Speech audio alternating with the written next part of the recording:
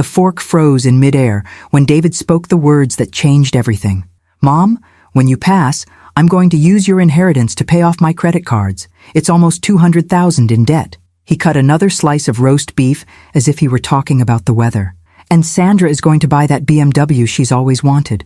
I felt the blood turn cold in my veins, but I kept smiling. 38 years raising those two, working 60 hours a week as a lawyer, saving every penny after Robert died. For this. "Is that so?" I managed to say, serving more mashed potatoes onto Sandra's plate. My daughter nodded eagerly, her eyes gleaming with a greed that made me nauseous. "Exactly. And Rick is going to trade in the pickup for a Cadillac Escalade. We've already calculated everything, Mom. With what you have in savings, investments, and this house, it covers all our plans, and there's still some left over." Silence weighed heavily over the dining table, where we had celebrated every birthday, every Christmas, every family achievement. Harper, my 22-year-old granddaughter, looked mortified, pushing food around on her plate without meeting my eyes. "You already calculated?" My voice came out calmer than I expected. David laughed, that arrogant laugh I'd known since he was 12. "Of course, Mom. We're not kids. We know you have at least $1.5 million altogether. That's more than enough to fix our lives, fix their lives, as if I were an obstacle, a problem to be solved. And don't you worry," Sandra added, licking her lips like a satisfied cat. "We'll keep some pictures of you, maybe that porcelain you love so much. Nothing will go to waste." Rick, Sandra's husband, cleared his throat uncomfortably. "Sandra, maybe this isn't the right time." "It's exactly the right time." David slammed his fist on the table, making the plates rattle.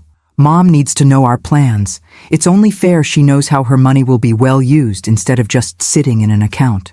I took a deep breath, remembering Pastor Williams's words. "Margaret, sometimes God shows us people's true faces to protect us from what's coming." 2 years ago, when I began to suspect my children's true intentions, I made a decision. James Morrison, my lawyer for 15 years, had suggested something that had sounded far too radical at the time. Now, watching my children divide up my inheritance like vultures over a carcass, I realized James had been right. "I'm glad you've got everything planned," I finally said, getting up to fetch dessert. "Apple pie, anyone?" David and Sandra exchanged satisfied glances. They probably took my calmness as approval, as if I were some senile old woman happy to know my hard-earned money would be used to pay for their irresponsibility. Harper finally looked up, and I saw tears in her eyes. My granddaughter had always been different from her parents. She worked part-time while studying nursing, never asked me for a cent beyond what I offered for her education. She knew this was wrong. "Grandma," she whispered, "I didn't know they—" "Don't worry, darling." I gently touched her shoulder. "Everything will be fine." When I came back from the kitchen with the pie, David was already calculating out loud how he'd divide the money. Sandra was showing pictures of her dream BMW on her phone. Rick stared at his plate, clearly uncomfortable with the situation. I cut generous slices of pie for everyone, including myself. The recipe was my mother's, passed down through generations. Ironically, it would be one of the last things I shared with my children as the generous mother I had always been. "This pie is delicious, Mom," David said between bites. "You've always been such a great cook. I'll miss this when well, you know, when I die." He couldn't even say the words, but he had already divided up my belongings in his mind. "Thank you, dear." I smiled and served him more pie. "You deserve the best." They had no idea what was coming. Subscribe to the channel and comment where you're watching from. 2 years ago, I sat in James Morrison's mahogany-paneled office, my hands trembling as I signed the papers that would change everything. "Are you absolutely certain about this, Margaret?" James had asked, his gray eyes filled with concern. "Once we establish this irrevocable trust, there's no going back. Your children won't be able to touch a single penny." I remembered pausing, pen hovering over the signature line. Through his office window, I could see Portland's skyline, the city where I'd built my law practice from nothing, where I'd raised David and Sandra as a single mother after their father died young. Everything I'd worked for was about to be locked away from them. "I'm certain," I'd whispered, and signed my name with a steady hand. Now, washing dishes after Sunday dinner, I replayed that conversation in my mind. The catalyst had been a phone call I'd overheard 3 months earlier. David and Sandra, whispering in my kitchen while I supposedly napped upstairs. "She's got to have at least 2 million, Sandra had hissed. "The house alone is worth 800,000. "More," David had replied. "Plus her retirement accounts, the life insurance payout from Dad, her investment portfolio. Mom was always smart with money. Well, she better not blow it all on some charity nonsense before she dies. We've earned this, David. All those years of putting up with her lectures about responsibility and saving money. Putting up with me, their mother, the woman who'd worked 16-hour days to pay for their college educations, their weddings, their down payments on houses they couldn't afford. That night, I'd called James. My phone rang now, startling me from the memory. James's name appeared on the screen. "Margaret? I hope I'm not calling too late." "Not at all. I was just thinking about our conversation from 2 years ago." His chuckle was warm. "Ah, the trust documents. Everything's still secure, if that's what you're wondering. Fort Knox couldn't be more protected." "Good." I dried my hands on the dish towel, one that Harper had made for me in high school home economics class, because I think it's time they found out. Silence on the other end. Then, what happened? I told him about the dinner conversation, every cold, calculating word. When I finished, James sighed deeply. "I'm sorry, Margaret. I'd hoped your instincts were wrong." So had I. I walked to my living room, where family photos lined the mantelpiece. David's graduation from business school, Sandra's wedding day, Harper's sweet 16 party, all those moments when I'd believed we were a loving family. "James, I need to know. Can we arrange for them to find out officially? At your office?" "Of course." "When were you thinking?" Before I could answer, I heard a car door slam in my driveway. Through the front window, I saw Harper walking up my front steps, her face streaked with tears. "I have to go," I told James. "My granddaughter's here." I opened the door before Harper could knock. She fell into my arms immediately, sobbing. "Grandma, I'm so sorry. I'm so ashamed of them." "Shh, sweetheart. Come in." I guided her to my couch, the same one where I'd read her bedtime stories when she was little. "Tell me what's wrong." "I heard them in the car after we left." Harper wiped her nose with a tissue I handed her. "Dad was already calling some loan shark about borrowing money against your inheritance. And Mom, she was on her phone ordering furniture for the house they want to buy with your money." My heart clenched, but not with surprise, with sadness for the children I'd raised who'd become these strangers. "And there's more, Grandma." Harper's voice dropped to a whisper. "They've been talking to Dr. Peterson about having you declared mentally incompetent. They think if they can prove you're not capable of managing your own affairs." The words hung in the air like poison gas. My own children, planning to steal my independence, my dignity, everything I'd worked for, by having me declared mentally unfit. "When?" I asked quietly. "Mom has an appointment set up for you next week. She was going to call and tell you it was just a routine checkup." I stood up and walked to my window, looking out at the garden Robert and I had planted together 30 years ago. The roses we'd chosen for our anniversary, the oak tree we'd planted when David was born. All of it would be sold, divided, consumed by their greed. But they'd made one critical mistake. They'd underestimated their mother. "Harper, honey, I need you to listen carefully." I turned back to her, and she must have seen something in my expression because she sat up straighter.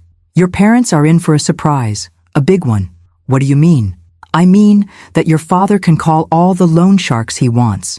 Your mother can order all the furniture she desires, because when the time comes for them to claim their inheritance, they're going to discover something very interesting." Harper's eyes widened. "Grandma, what did you do?" I smiled, the first genuine smile I'd had all day.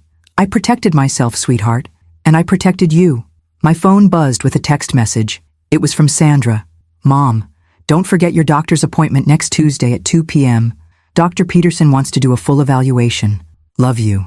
I showed the message to Harper, who gasped. "She's already scheduled it?" "It appears so." I deleted the message and looked at my granddaughter. "But don't worry.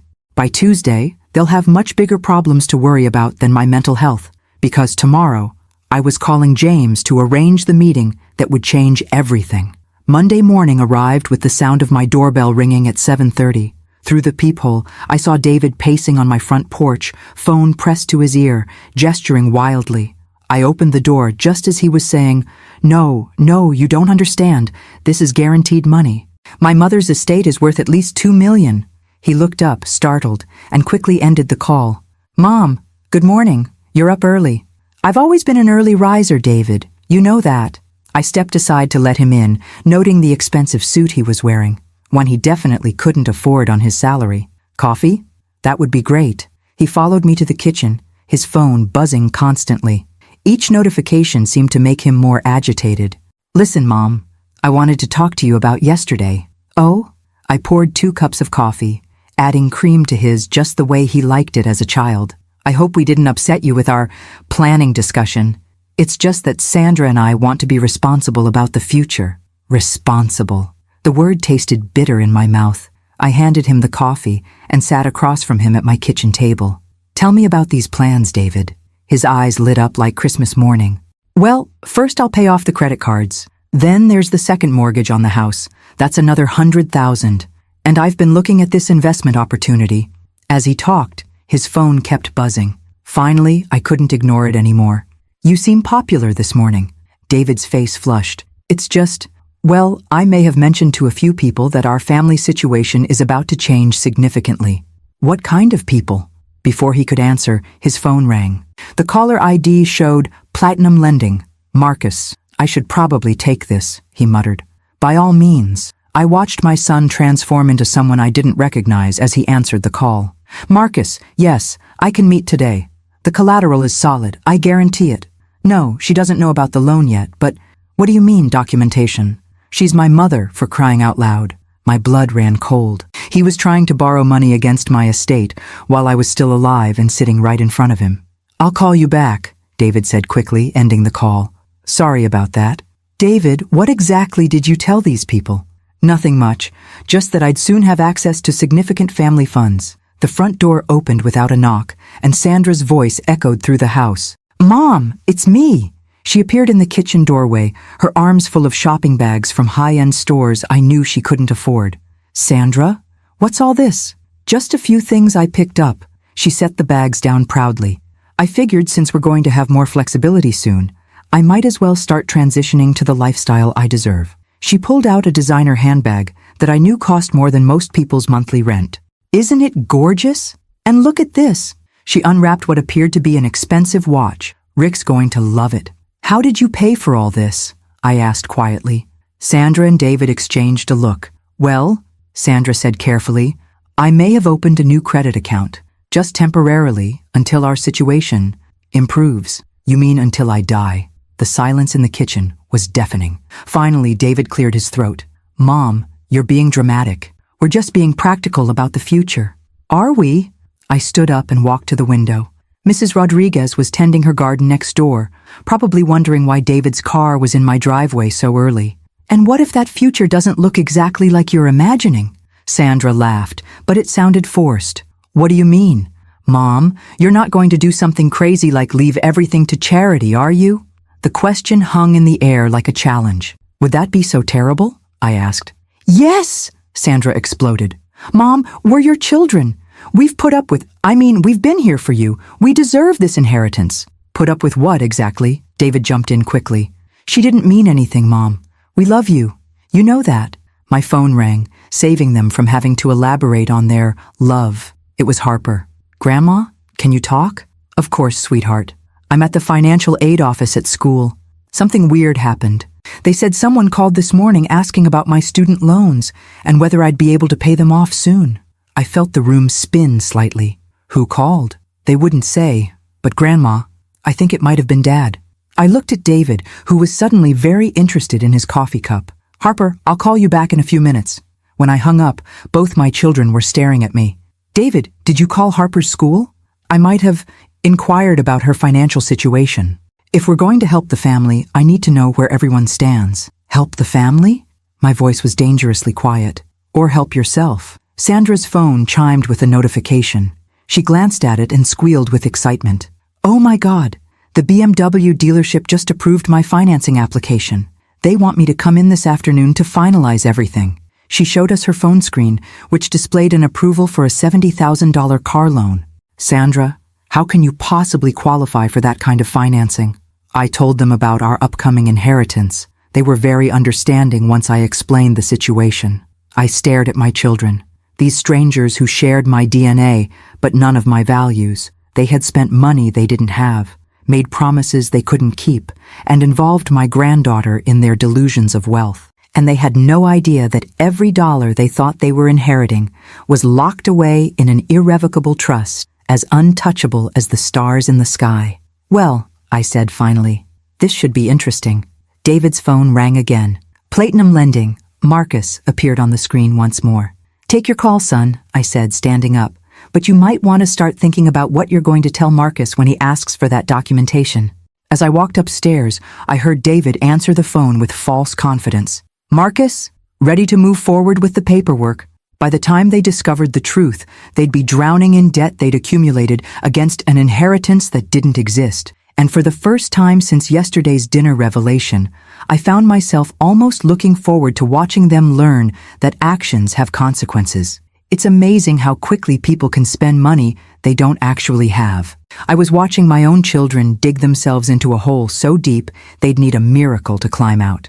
Tuesday evening, Harper called me in tears. "Grandma, I can't take it anymore. I have to tell you what I heard." I was in my study, going through old photo albums, pictures of David's Little League games, Sandra's dance recitals, family vacations when they still hugged me without calculating my net worth. "What is it, sweetheart?" "I went to Dad's house tonight to pick up some books I left there. They didn't know I was coming." Her voice was shaking. "Grandma, they were on the phone with some kind of facility." My pen froze over the checkbook I'd been balancing. "What kind of facility?" A care home. They were asking about admission procedures for someone with early-stage dementia and how quickly they could get someone admitted if the family was concerned about their safety. The words hit me like ice water. I set down my pen and gripped the phone tighter. "Go on." Mom was taking notes, asking about visiting hours and whether they had private rooms. She kept saying things like, "We just want what's best for her," and the family is very concerned about her living alone. I closed my eyes, remembering all the times I'd driven Sandra to dance class, stayed up all night when she had pneumonia, worked extra hours to pay for her wedding dress. "There's more, isn't there?" Dad called Dr. Peterson after Mom hung up.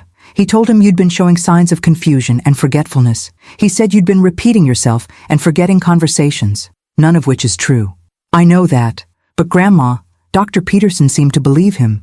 Dad scheduled that appointment for tomorrow at 2 p.m., and he specifically requested a cognitive assessment." I stood up and walked to my window. Across the street, the Hendersons were playing with their grandchildren in the front yard. Normal family life. What mine used to be. "Harper, did they say anything else?" "Yes." Her voice dropped to a whisper. "Mom said once you're in the facility, they'll have power of attorney and can access all your accounts immediately. She said they won't have to wait for you to die." The full scope of their plan crystallized in my mind. They weren't just planning to inherit my money. They were planning to steal it while I was still alive by having me declared incompetent and institutionalized. And Dad said something that made me sick to my stomach. "What?" He said, "The old lady's been controlling us with her money our whole lives. Time for the tables to turn." The old lady. Not Mom. Not Mother. The old lady. I sat back down heavily. 43 years of motherhood reduced to the old lady who needed to be eliminated so they could access her bank accounts. "Grandma, are you okay?" "I'm fine, sweetheart. Better than fine, actually." "What do you mean?" "I mean your parents have just made the biggest mistake of their lives." I could hear Harper moving around, probably pacing like she did when she was nervous. "Grandma, I'm scared. What if they actually convince Dr. Peterson that you're not competent? What if they force you into that place?" "Harper, listen to me very carefully. Tomorrow at 2 p.m., I want you to be at Dr. Peterson's office." "What? Why?" "Because you're going to witness something very interesting. Your parents think they're going to have me declared mentally incompetent. Instead, they're going to discover just how sharp their old lady really is." I opened my laptop and started typing an email to James Morrison. "What are you going to do?" "I'm going to call their bluff. And then I'm going to call a family meeting they'll never forget." As I typed, I could hear Harper crying softly. "Grandma, I'm so sorry. I can't believe they're my parents. I can't believe they're doing this to you." "Oh, sweetheart, this isn't your fault. And you know what? In a strange way, I'm grateful." "Grateful?" "Yes, because now I know exactly who they really are. No more wondering, no more hoping they'll change, no more making excuses for their behavior. They've shown me their true hearts. I finished the email to James and hit send. Tomorrow's appointment with Dr. Peterson was going to be very different from what David and Sandra were expecting. Harper, I need you to do something for me. Anything. I need you to trust me. Whatever happens tomorrow, whatever you see or hear, just remember that your grandmother didn't survive 40 years as a lawyer by being naive or helpless. Okay. And Harper, after tomorrow, I want you to start thinking about what you really want to do with your life, not just the nursing program. I mean everything. Your dreams, your goals, the life you want to build. Why? Because someone who truly loves you is about to make sure you have every opportunity to achieve those dreams. After I hung up, I sat in my study for a long time, looking at those old family photos. David blowing out birthday candles, Sandra in her first communion dress, Robert and me holding our babies, so proud, so hopeful for their futures. Tomorrow, I would go to that doctor's appointment. I would submit to their cognitive tests with a smile, and then I would watch their faces when Dr. Peterson declared me to be in perfect mental health. But that would just be the appetizer. The main course would come later, in James Morrison's office, when they discovered that their brilliant plan to steal my life savings had one tiny flaw. There was no money left to steal. Sometimes our children break our hearts in ways we never imagined possible. But I was about to learn that a broken heart can still be a fierce heart. Wednesday morning, I woke before dawn and made myself a cup of tea. The same chamomile blend Robert used to drink when he couldn't sleep. Today was the day of Dr. Peterson's appointment, and I wanted to remember exactly why I was fighting. I pulled out the old cedar chest from my bedroom closet, the one that held our most precious memories. Inside were letters, cards, and documents that told the story of my family. The real story, not the revisionist version my children seemed to believe. The first letter I found was from David, written when he was 8 years old. Dear Mommy, thank you for working so hard so I can have new shoes for school. I know you are tired, but you are the best mommy in the world. I will be good and make you proud. Love, David. I traced the crooked handwriting with my finger. Where had that little boy gone? The one who noticed my exhaustion, who appreciated my sacrifices. Next was a card from Sandra's high school graduation. Mom, I know I haven't always been easy, but thank you for never giving up on me. You worked 2 jobs to pay for my SAT prep classes and college applications. I promise I'll make something of myself that will make you proud. You're my hero. Love always, Sandra. You're my hero. I remembered that day so clearly. How Sandra had hugged me tight after the ceremony, tears in her eyes as she thanked me for believing in her dreams of becoming a teacher. She'd abandoned that dream within 6 months, deciding that teaching doesn't pay enough for the lifestyle I want. I found Robert's life insurance paperwork next, the policy I'd cashed in to pay for David's MBA program when he couldn't get approved for student loans. $50,000 that was supposed to be my emergency fund, gone in 1 semester because my son needed to attend the most expensive business school that would accept him. Then there were the bank statements from Sandra's wedding. $35,000, my entire savings account at the time, because she deserved the fairy tale wedding she'd always dreamed of. I'd eaten peanut butter sandwiches for dinner for 6 months to rebuild my emergency fund. The medical bills came next. When David's daughter Harper was born, with complications requiring NICU care, whose credit cards had maxed out, paying the portions insurance wouldn't cover. When Sandra needed emergency surgery after her car accident, who took out a second mortgage to pay the deductibles? Document after document, sacrifice after sacrifice. I'd given them everything: my money, my time, my retirement security, my peace of mind. And somehow, in their minds, I'd become the obstacle to their happiness instead of the foundation that made their lives possible. My phone rang. James Morrison. Margaret, I got your email. Are you absolutely certain you want to proceed this way? James, they're planning to have me declared incompetent so they can access my money immediately. They've already spent thousands of dollars against an inheritance they think is coming. It's time. I've prepared everything you requested. The documentation is irrefutable. The trust was established 2 years ago, properly witnessed and notarized.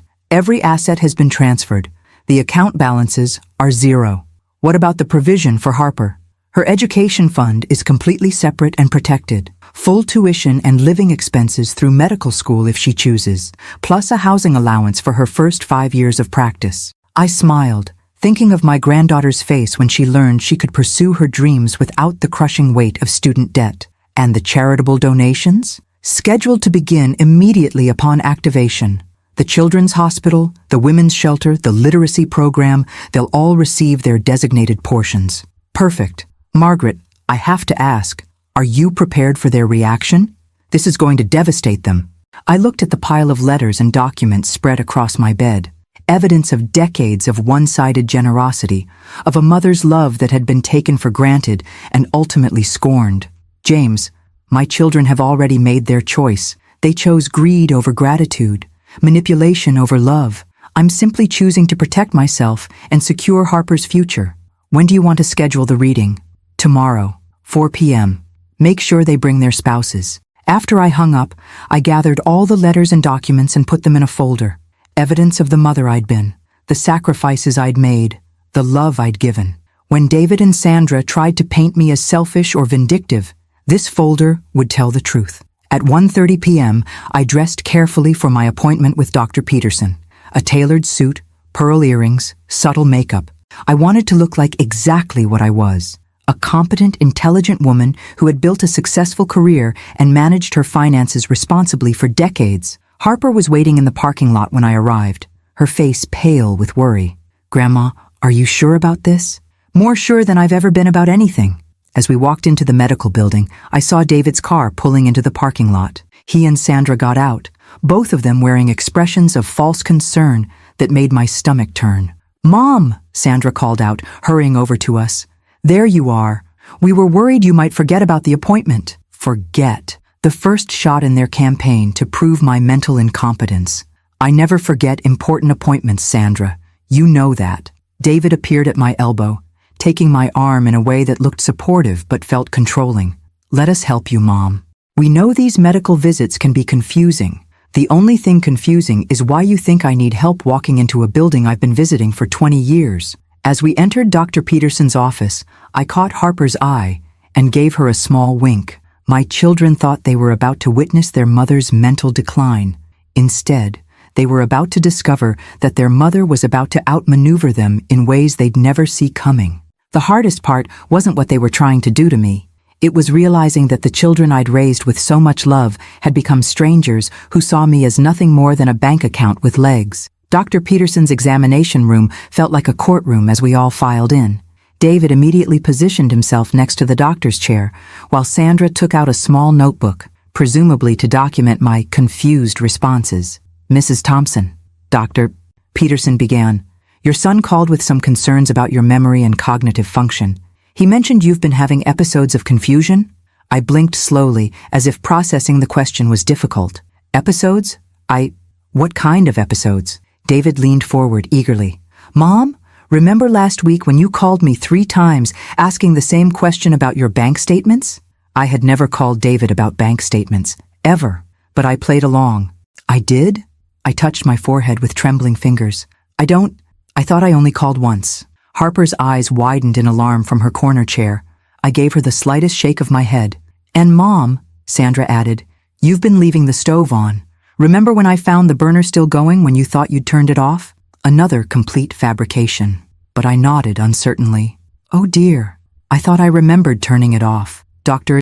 Peterson made notes while my children painted a picture of a declining woman who couldn't be trusted with her own safety or finances. With each invented incident, their voices grew more confident, more convinced of their own righteousness. Mrs. Thompson, I'd like to run through some standard cognitive assessments, Dr. Peterson said gently. Can you tell me what year it is? It's 2025, I answered, then paused as if uncertain. Isn't it? That's correct. And who is the current president? Donald Trump. I said this with complete confidence, then caught myself. Wait, is that right? Sometimes I get confused about... David and Sandra exchanged triumphant glances. For the next 30 minutes, I gave a masterful performance of mild cognitive decline. I answered most questions correctly, but with hesitation. I forgot a few details from the word recall test. I pretended to struggle with simple math problems I could solve in my sleep. Now, Mrs. Thompson, Dr. Peterson said, I understand you live alone. Do you feel safe managing your daily activities? This was the moment they'd been waiting for. Well, I said slowly, sometimes I do worry about the money things, the bills and the, what do you call them? Investments. Sandra practically purred. Mom, we've been telling you. David and I would be happy to help you with all that financial stuff. Wouldn't that take a lot of stress off your shoulders? You would do that for me? I looked at her with grateful eyes. Even though it must be such a burden? No burden at all, Mom, David said smoothly. We love you. We just want to make sure you're protected. Dr. Peterson completed his examination and stepped out to consult his notes. Through the thin walls, I could hear him talking to his nurse. Mild cognitive impairment, possibly early-stage dementia. The family is right to be concerned. She shouldn't be managing complex financial decisions alone. When he returned, my children were practically vibrating with anticipation. Mrs. Thompson, based on today's assessment, I do have some concerns about your cognitive function. While you're certainly capable of daily self-care, I would recommend that you consider having family members assist with more complex decisions, particularly financial ones. You see, Mom, Sandra said, squeezing my hand with fake tenderness, we just want what's best for you. I know, sweetheart. I patted her hand. You're such good children. As we left the office, David was already on his phone. Marcus, it's David Thompson. We're moving forward with the loan application. I have medical documentation now. Yes, power of attorney should be straightforward. Sandra was texting furiously, probably to the BMW dealership. Harper walked beside me in silence, her face a mask of horror at what she'd witnessed. But as we reached the parking lot, I straightened my shoulders and my voice regained its normal strength. Harper, would you mind driving me home? I have some phone calls to make. Mom, are you feeling all right? David asked with fake concern. You seem different than you were in there. I'm feeling perfectly fine, David. In fact, I haven't felt this clear-headed in years. Something in my tone made him pause. What do you mean? I mean that was quite a performance we just gave, Dr. Peterson. I'm particularly impressed with the detail you put into those stories about my supposed confusion. Very creative. The color drained from Sandra's face. Mom, what are you talking about? I'm talking about the fact that I've never called David about bank statements. I've never left the stove on, and my cognitive function is sharper than it's been in decades. I looked directly at Dr. Peterson, who had followed us outside. Doctor, I believe you should know that everything my children just told you about my mental state was completely fabricated. Dr. Peterson's mouth fell open. Excuse me? I was testing them, Doctor. I wanted to see exactly how far they would go in their attempt to have me declared incompetent. The answer, apparently, is that they're willing to commit fraud. David's face turned red. Mom, you're not making sense. You just proved in there that you're confused. Did I? I pulled out my phone and opened the voice recording app. A red dot showed it had been recording for the past hour.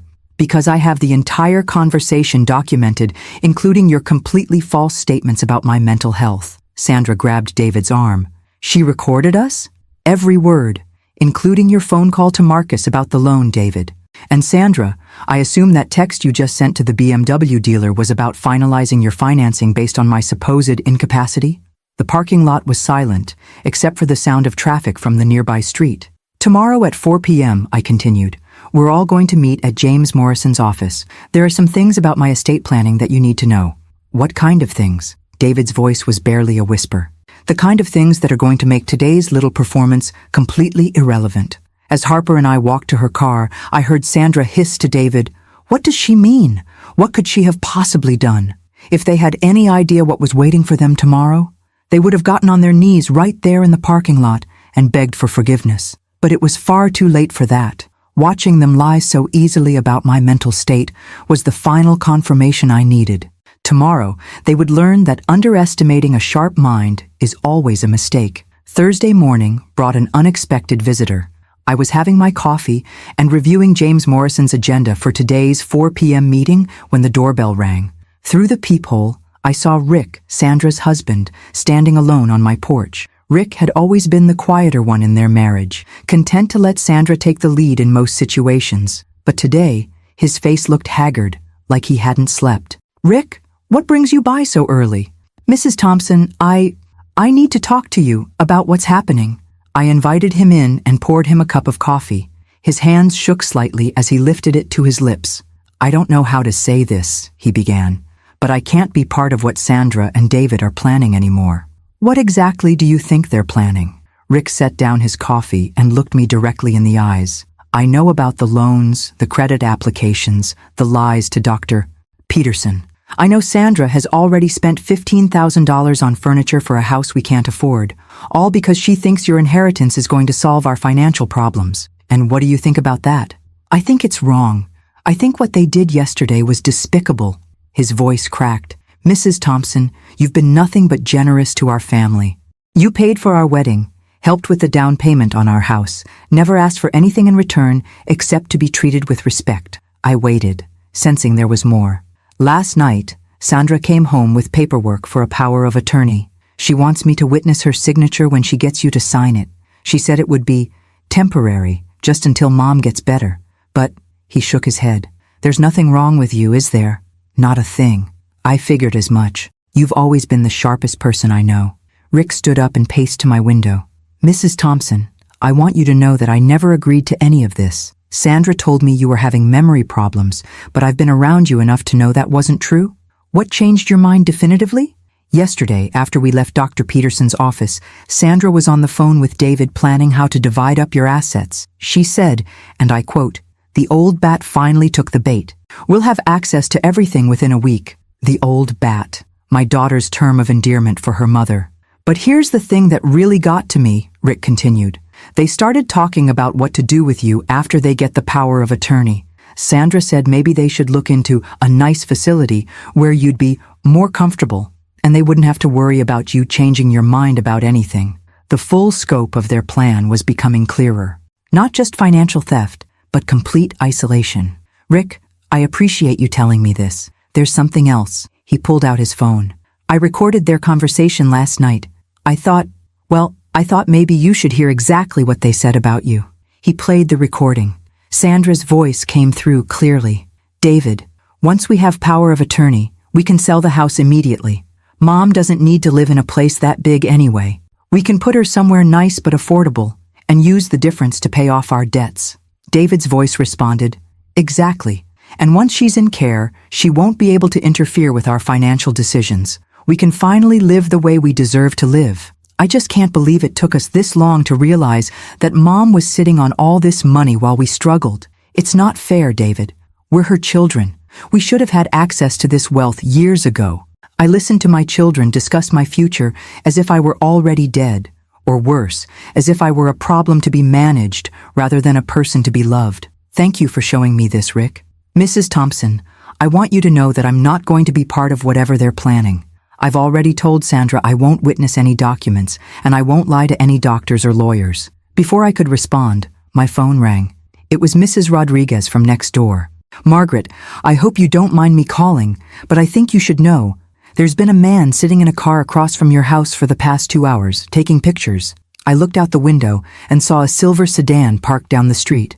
"Rick, do you know anything about someone's surveillance on my house?" His face went pale. "Oh no. Sandra mentioned something about hiring a private investigator to document any concerning behavior that might help their case for guardianship.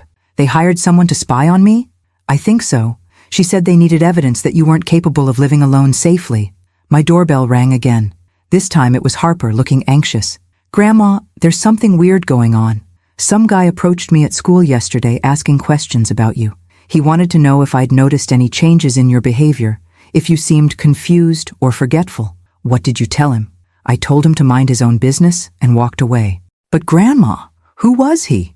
Rick answered for me. "Probably the private investigator your parents hired." Harper's mouth fell open. "They're having Grandma investigated." "It appears so." "That's it." Harper pulled out her phone. "I'm calling them right now." "Wait," I said, putting my hand on her arm. "Let me ask you both something. Are you prepared to stand with me this afternoon when they discover the truth about my estate?" "What truth?" Rick asked. "That there is no inheritance for them to claim." The silence in my kitchen was profound. "What do you mean?" Harper whispered. "I mean that 2 years ago, after I realized what kind of people my children had become, I protected my assets in an irrevocable trust. David and Sandra will inherit exactly nothing." Rick sat down heavily. Nothing? Nothing. The money will go to charity and to Harper's education. They can spy on me, lie about me, and scheme all they want. But at the end of the day, all they'll have accomplished is revealing their true character. Harper started crying. Grandma, they're going to be so angry.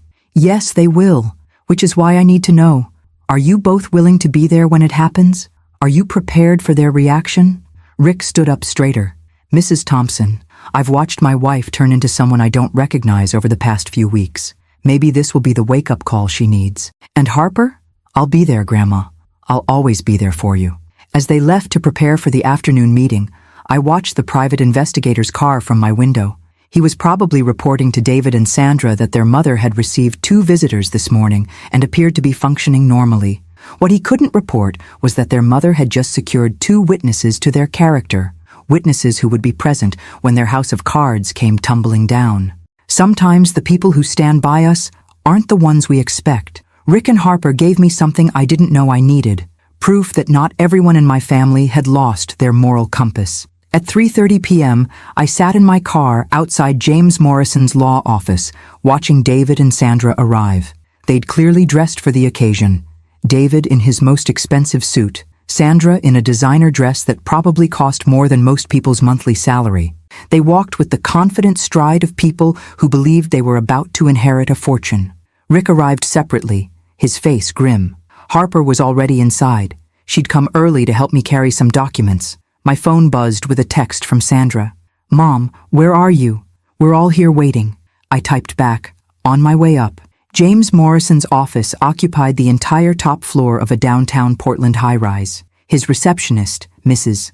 Kim, had worked with him for 20 years and knew exactly what was about to unfold. Mrs. Thompson, she said warmly, everyone is gathered in the conference room. I walked down the familiar hallway, past framed diplomas and awards that James had earned over his distinguished career. At the end of the hall, through glass doors, I could see my family seated around a polished mahogany table. David was drumming his fingers impatiently. Sandra was checking her phone, probably calculating how quickly she could access funds. Rick sat apart from his wife, staring out the window. Harper was pale but determined, clutching the folder of letters and documents I'd given her earlier. Good afternoon, everyone, I said as I entered the room. James Morrison stood to greet me. At 55, he was still an imposing figure. Tall, silver-haired, with the kind of presence that commanded respect in courtrooms. Margaret, please have a seat. He gestured to the chair at the head of the table. I believe everyone knows why we're here today. Actually, David said, we're not entirely sure. Mom was rather cryptic about the purpose of this meeting. James opened a thick folder and spread several documents across the table. We're here to discuss Mrs. Thompson's estate planning and to clarify some misconceptions that seem to have developed regarding her inheritance.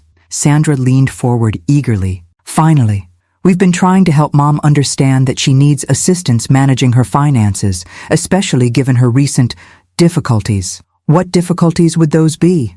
James asked. Well, her memory issues, the confusion about financial matters, the safety concerns. David listed these as if they were established facts. I see. James made a note. And these concerns led you to take certain actions? We've been very responsible about everything, Sandra said. We even had her evaluated by Dr. Peterson yesterday to document her condition. Ah, yes, the medical evaluation where you provided testimony about Mrs. Thompson's cognitive state. James pulled out a tablet and pressed play. My voice filled the room.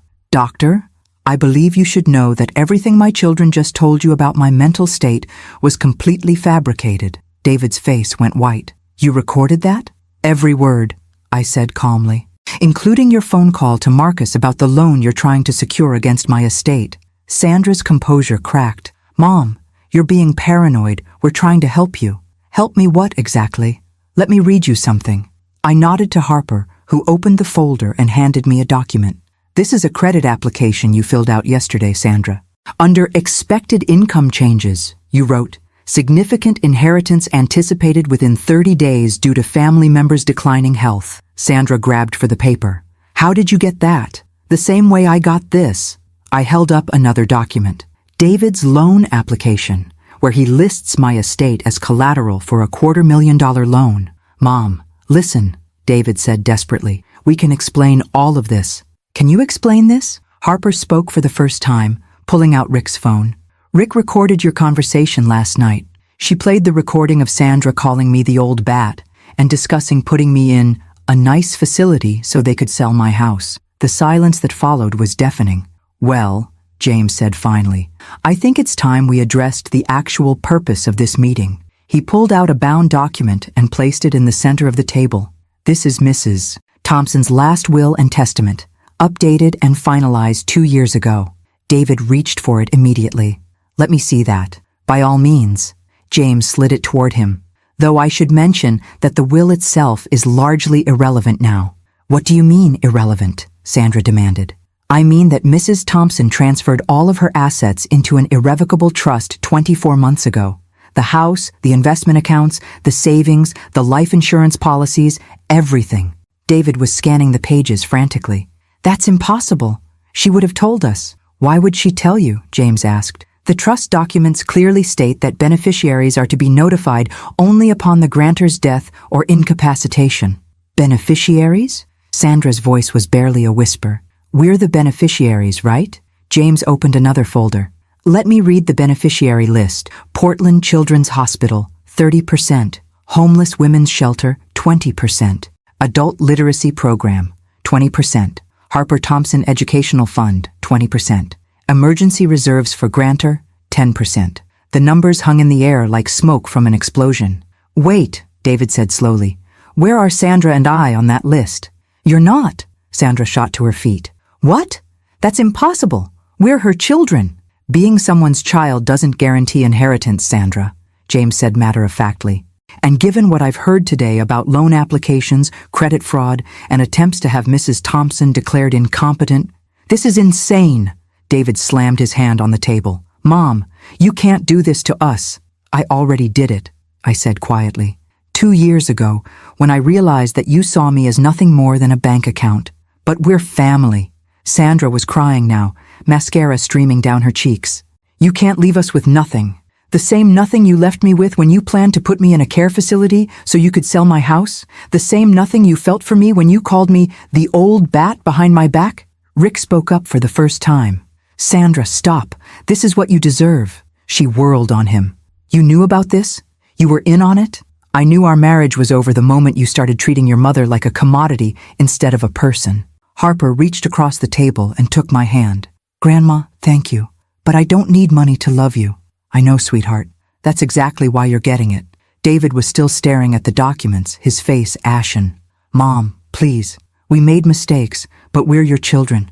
There has to be something. I looked at my son, this man I'd raised and sacrificed for, who had just spent the last week trying to steal my independence and dignity. There is something, David. Hope flickered in his eyes. There's a lesson. Actions have consequences. Character matters, and the people who truly love you will never try to take away your freedom or your dignity for their own gain. I stood up to leave. James, thank you for handling this so professionally. As I reached the door, Sandra's voice stopped me. Mom, wait. We can change. We can be better. Please don't do this. I turned back to face my children one last time. The tragedy isn't that you won't inherit my money, Sandra. The tragedy is that you threw away something far more valuable, your integrity, your character, and your mother's love, for money that was never going to be yours anyway. Tomorrow, they would wake up to a new reality.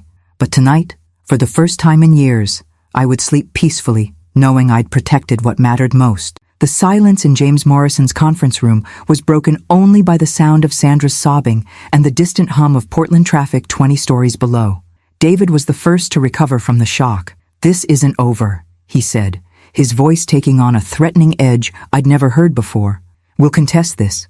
We'll prove you were manipulated, that you weren't in your right mind when you signed these documents. James Morrison smiled coldly. With what evidence? The medical records showing your mother's perfect cognitive function? The recordings of you lying to doctors? The financial documents proving you've been defrauding lenders based on a non-existent inheritance? You don't understand. Sandra wiped her nose with the back of her hand, her designer composure completely shattered. We owe money, real money, to people who don't just send collection letters. For the first time since this ordeal began, I felt a flicker of concern. What do you mean? David's face had gone gray. The loan from Marcus. It wasn't from a bank, Mom. It was from private lenders, the kind who break kneecaps when you don't pay. How much? I asked. 200,000, David whispered. Sandra's crying intensified. And I signed personally for the BMW loan and the furniture. If we can't pay, they'll take our house, our cars, everything. I looked at my children, really looked at them. Beneath the greed and manipulation, they were terrified. They'd gambled everything on an inheritance that didn't exist, and now they were facing financial ruin. There's more, Rick said quietly. His face was pale, but his voice was steady. Sandra, tell them about the credit cards. Rick, don't tell them. Sandra's voice was barely audible. I maxed out 6 credit cards, $50,000. I thought we'd be able to pay them off next week. James Morrison was taking notes, so let me understand this correctly. Between the private loan, the car financing, the furniture purchases, and the credit card debt, you've accumulated roughly $300,000 in obligations based on an inheritance you never confirmed existed? David nodded miserably. And some of these debts are to organizations that might resort to violence to collect? Another nod. Harper spoke up, her voice shaking with emotion. Grandma, I know they've been horrible to you, but they're still my parents. If something happens to them...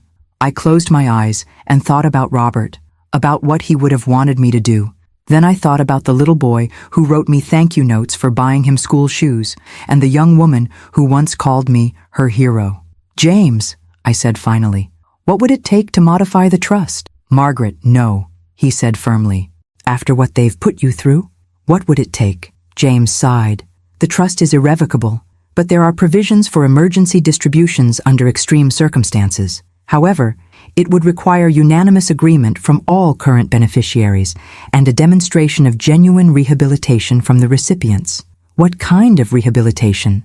David asked, a spark of hope in his voice. I stood up and walked to the window, looking out at the city where I'd built my life and career. Complete financial transparency. Every debt, every account, every obligation disclosed to James's office. Mandatory financial counseling for both of you. Community service. 200 hours each at the charities that would have received your portion of the inheritance. Mom, yes, absolutely, Sandra said quickly. Whatever you want. I'm not finished. I turned back to face them.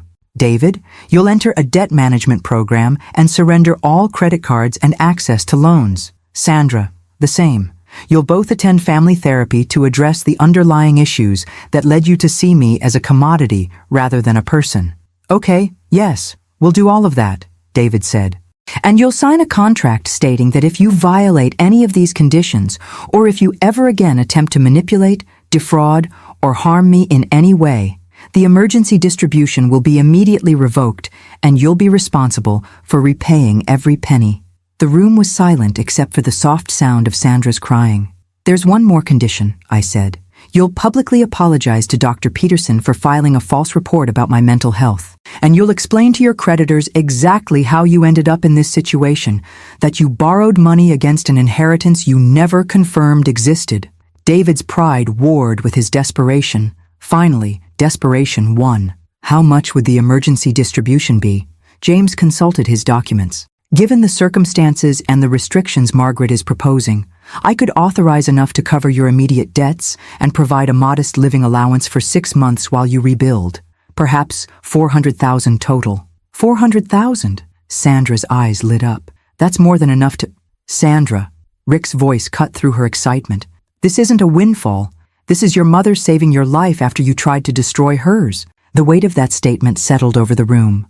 Harper spoke into the silence. Dad, Mom, do you understand what Grandma is offering you? She's giving you a chance to become the people she raised you to be. David looked directly at me for the first time since the meeting began. Mom, I don't know how we got here. I don't know how I became someone who would lie about my own mother's mental health for money. I know how, I said quietly. You started seeing me as an obstacle to your happiness instead of a person who loved you.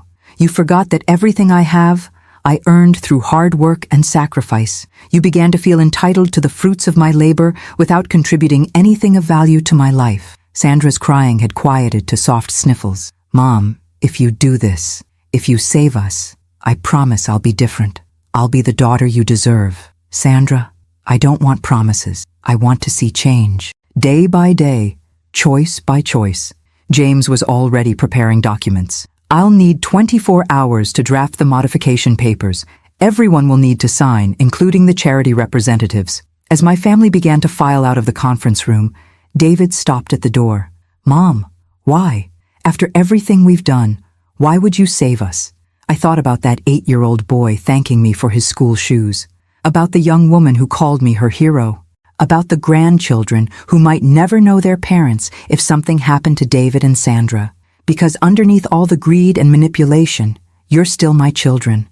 And sometimes love means setting boundaries, and sometimes it means offering grace. He nodded, tears in his eyes for the first time since he was a child. But David, I added, this is your last chance. If you waste this opportunity, if you hurt me again, there won't be another rescue. I understand. As they left, Harper lingered behind. Grandma, are you sure about this?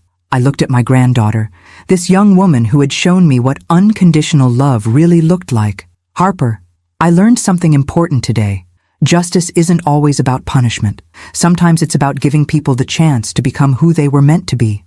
And if they don't change, then they'll have made their choice, and I'll have made mine. Some people think forgiveness means forgetting, but I learned it means giving someone the tools to do better while protecting yourself from being hurt again. We'll see which path my children choose. 6 months later, I stood in my kitchen making Sunday dinner. But this time, everything was different. The first to arrive was Harper, fresh from her clinical rotation at the hospital. The nursing program that had once seemed financially impossible was now fully funded, and she was thriving. She burst through my front door with her usual energy, carrying a bouquet of sunflowers. Grandma, how was your week at the Literacy Center? Wonderful. We had 12 new students sign up, and Mrs. Patterson finally read her first complete novel. I accepted her hug and the flowers with equal warmth. How are your studies? Amazing. I can't believe I was worried about student loans. Having that stress gone has made all the difference. The front door opened again, and David walked in, looking like a man who'd aged backwards. Gone was the stressed, scheming person who'd sat in this kitchen 6 months ago plotting to steal my inheritance. This David stood straighter, smiled more easily, and carried himself with the quiet confidence of someone who'd found his way back to himself. Mom. He kissed my cheek, a genuine gesture, not the calculating performance I'd grown accustomed to. Something smells incredible. Pot roast. Your favorite. I remember. He helped me set the table, and I noticed his hands were steady, his movements calm. I got some good news today.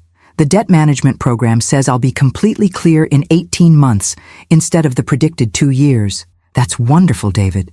And the community service at the Children's Hospital. Mom, I want to continue even after my hours are completed. Those kids reminded me what really matters. I studied my son's face, looking for signs of the old manipulation, but found only sincerity. The financial counseling and therapy had been difficult for him, forcing him to confront how his relationship with money had corrupted his relationship with family. But the man standing in my kitchen now was someone I recognized, the little boy who used to help me fold laundry and tell me about his dreams. Rick arrived alone, carrying a bottle of wine and wearing a sad but peaceful expression. Margaret, thank you for including me. Your family, Rick. You always will be. He'd filed for divorce from Sandra 2 months ago. Despite my financial rescue, despite the therapy and counseling, Sandra had ultimately chosen a different path. Any word from her? I asked gently. Rick shook his head. She finished the community service and the financial counseling because she had to, but her heart was never in it. Last I heard, she'd moved to California with some new boyfriend who promises to give her the lifestyle she thinks she deserves. David's face tightened with old family loyalty. She'll come around eventually. Maybe, I said, but that's her choice to make. The truth was that Sandra had completed the bare minimum required by our agreement, then immediately began looking for new sources of wealth and status. The therapy sessions had been exercises in blame shifting and self-pity. She'd attended every required appointment while making it clear she felt victimized rather than rescued. 3 months ago, she'd met Jonathan, a venture capitalist who showered her with expensive gifts and promises of luxury. She'd called me exactly once since moving to San Francisco, to ask if I'd changed my mind about leaving everything to charity and whether there might be some way to access more of the trust. When I'd explained that her emergency distribution was a one-time offer and that the trust terms were permanent, she'd hung up on me. I hadn't heard from her since.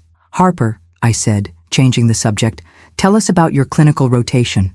As my granddaughter shared stories about her patients and her growing confidence as a future nurse, I watched David listen with genuine interest and pride. The uncle who had once seen Harper only as competition for inheritance now celebrated her achievements wholeheartedly. "You know," David said, "I've been thinking about going back to school myself." "Really?" Harper looked surprised. "For what?" "Nonprofit management. All this time at the Children's Hospital has made me realize I want to work somewhere that makes a difference, not just money." I felt my heart swell with something I hadn't experienced in years: pride in my son. After dinner, we sat in my living room with coffee and the photo albums I'd pulled out months ago.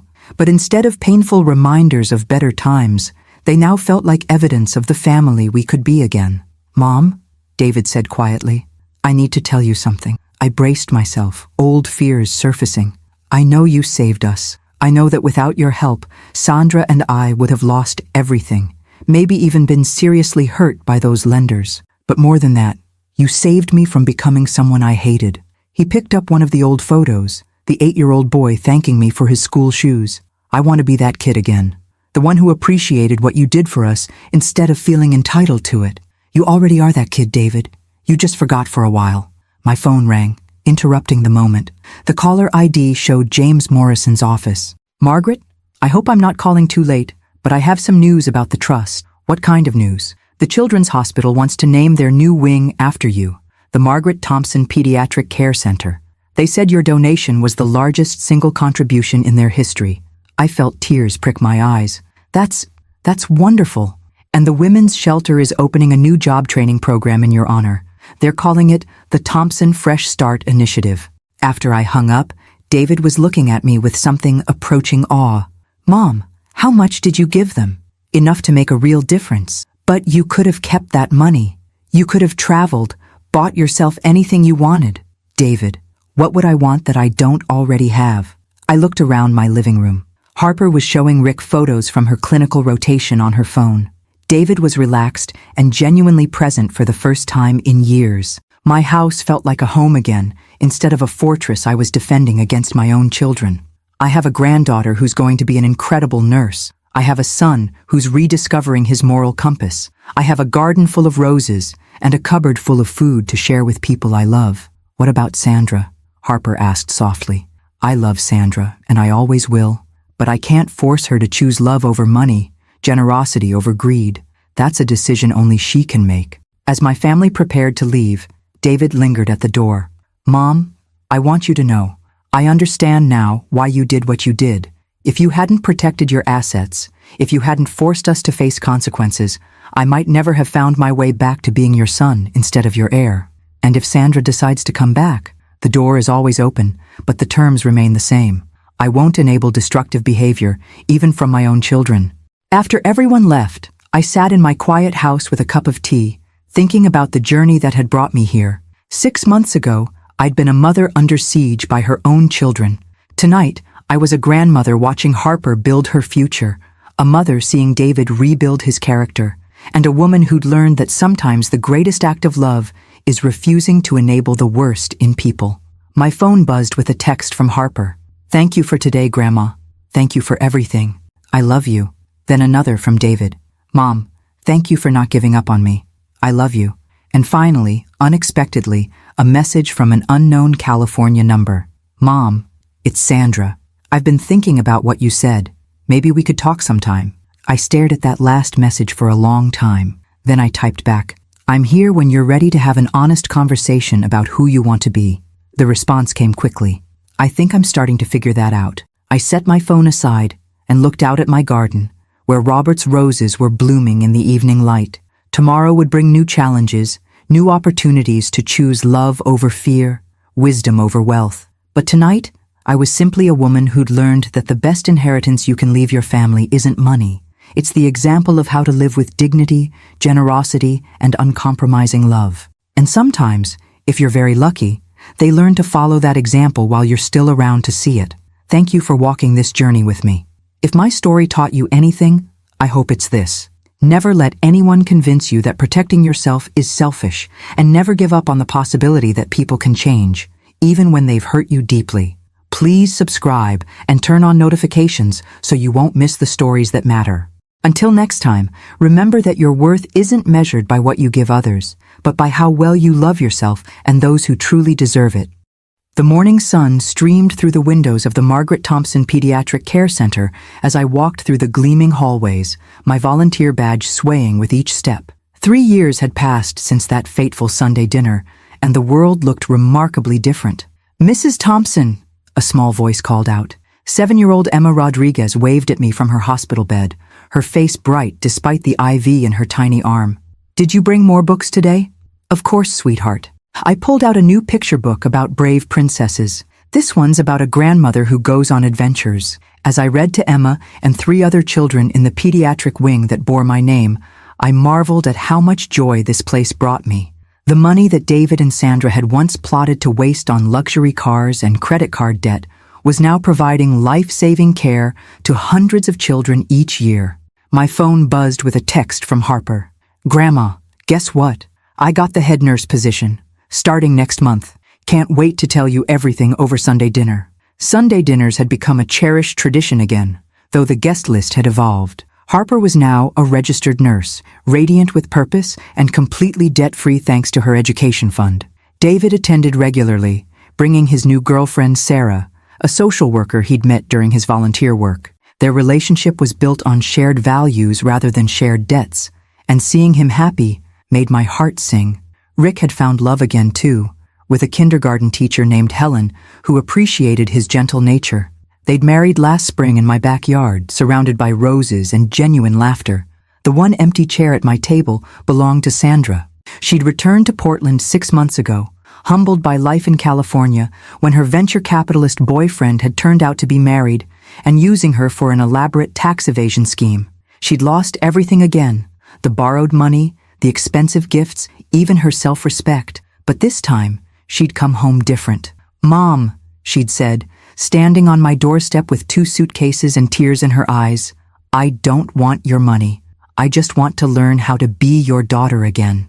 The journey back hadn't been easy. Sandra was attending therapy twice a week, working as a receptionist at the women's shelter that had benefited from my trust, and slowly rebuilding relationships with her family. She joined us for Sunday dinners now, but carefully, gratefully, without the entitled demeanor that had once made my skin crawl. Last month, she'd done something that surprised everyone. She'd enrolled in community college to become a certified addiction counselor. "I want to help people who've lost themselves the way I did," she'd explained. "People who mistake things for happiness, money for love." As I finished reading to the children at the hospital, Dr. Peterson appeared in the doorway. Our relationship had been wonderfully repaired after I'd explained the circumstances of that manipulative appointment 3 years ago. "Margaret, do you have a moment?" We walked to his office, where he poured 2 cups of coffee. "I wanted you to know that your children's case has become something of a teaching example in our ethics courses," he said, "about the importance of independent verification and the dangers of family pressure in medical assessments. I hope it helps other families avoid what we went through. It already has. But I also wanted to tell you something else." He smiled warmly. "David called me yesterday." "Oh?" "He wanted to thank me for not filing charges against him and Sandra for the false statements they made about your mental health. He said he understood now why I'd considered it. I'd asked Dr. Peterson not to pursue legal action against my children, believing that rebuilding their character was more important than punishing their past mistakes. He also said something that stuck with me," Dr. Peterson continued. He said his mother had taught him that real wealth isn't what you accumulate, but what you give away and how you treat the people who can't do anything for you in return. That evening, I sat in my garden with a cup of tea, watching the sunset paint the sky in shades of gold and rose. Robert's roses were more beautiful than ever, and the oak tree we'd planted when David was born now provided shade for the entire backyard. My phone rang. James Morrison. "Margaret, the final trust reports are in. Over the past 3 years, your donations have funded medical care for 847 children, provided job training for 312 women, and taught 200 adults to read. I closed my eyes and smiled. Robert would be proud. He would indeed. But Margaret, there's something else. Sandra called me today. About what? She wants to establish a small scholarship fund for women returning to school after personal setbacks. She's pledging her entire salary from the shelter for the next 5 years. Tears welled in my eyes. My daughter, who had once seen money only as something to spend on herself, was learning to see it as a tool for helping others. As night fell over Portland, I reflected on the woman I'd become. 3 years ago, I'd been a mother defending herself against her own children's greed.